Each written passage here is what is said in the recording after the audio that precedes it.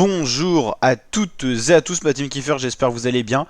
Aujourd'hui pour cette nouvelle vidéo, on se retrouve pour une habituelle en ce moment vidéo sur le Giro. Aujourd'hui c'est la journée de repos, du coup il n'y a pas d'étape, mais on va s'attarder sur un des éléments importants de la course, c'est le retour du Covid.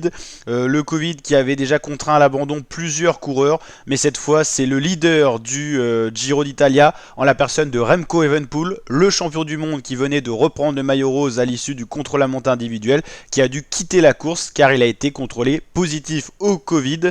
Et donc le Giro qui va être un petit peu, on va dire, voilà, il va être moins spectaculaire qu'attendu et il va y avoir moins de folklore. On attendait quand même le duel Evenepoel-Roglic, et bah Evenepoel doit quitter la course pour cause de Covid et c'est peut-être pas terminé, on n'est qu'à la première semaine de course. Je vous rappelle qu'il reste 2 semaines et donc c'est inquiétant.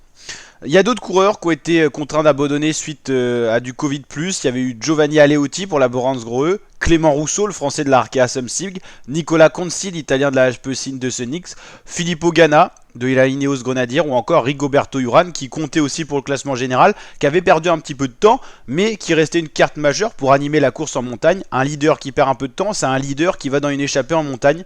Donc voilà, c'est assez triste quoi. Ce Giro qui est vraiment sous le signe du retour du Covid malheureusement, et donc mesure oblige, le port du masque va redevenir obligatoire après les abandons qu'il y a eu dû au Covid. Par exemple, à chaque fin de course, les coureurs devront remettre le masque pour les podiums, les cérémonies protocolaires et les interviews. Donc ça va faire un petit peu de mal de revoir ça, ça refait penser aux années tristes qu'on a vécues avec le confinement, le sport annulé, moins de sport à la télé et tout ça. Là on a quand même le droit au sport et il n'y a pas de confinement pour le moment, mais le Covid est de retour malheureusement. Et donc Mauro Veni, le patron du Giro, a annoncé toutes ces nouvelles mesures, ces restrictions sanitaires avec le port du masque à partir du 16 mai, donc à partir de l'étape 10, dont la présentation complète est disponible sur la chaîne YouTube. Donc n'hésitez pas à checker tout ça. On suit bien sûr intégral Tour d'Italie Giro 2023. Voilà, coup de tonnerre, c'est bien sûr le maillot rose, Remco Evenepoel qui a dû quitter la course et j'espère que ça sera bientôt fini ce Covid là. Et demain, voici l'étape, 196 km au programme, présentation complète disponible sur la chaîne YouTube.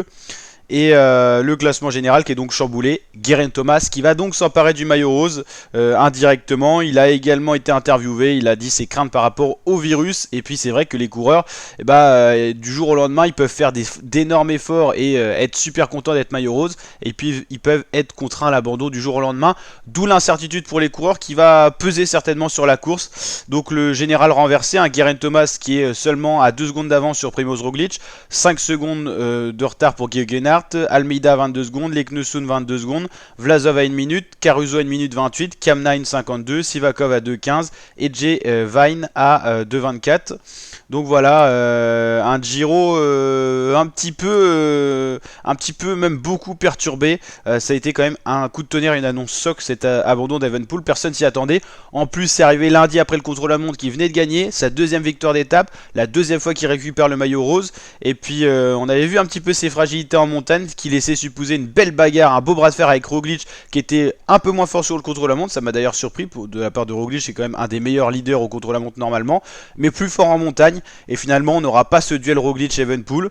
Alors ce que je me demande comme question, est-ce que Evenepoel va se rediriger vers le Tour de France ou est-ce qu'il va se préserver pour la Vuelta où il y aura une moins grosse start list et il a plus de chances de gagner la Vuelta? À voir tout ça. Si vous avez des suppositions, n'hésitez pas à les mettre en commentaire. Je vous dis donc à très bientôt ma team pour de prochaines vidéos. Ciao l'équipe.